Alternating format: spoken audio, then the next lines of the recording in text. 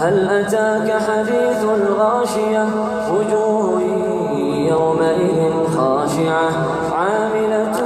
ناصبة تصلى نارا حامية تسقى من عين آنية ليس لهم طعام إلا من ضريع لا يسمن ولا يغني من جوع وجوه يومئذ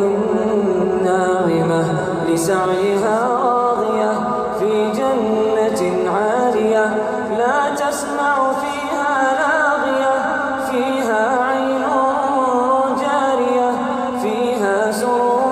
مرفوعة وأكواب موضوعة ونمارق مصفوفة وزرابي مبثوثة أفلا ينظرون إلى الإبل كيف خلقت وإلى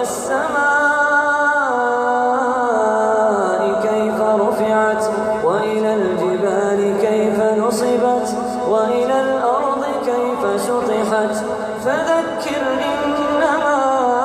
أنت مذكر لست عليهم بمسيطر إلا من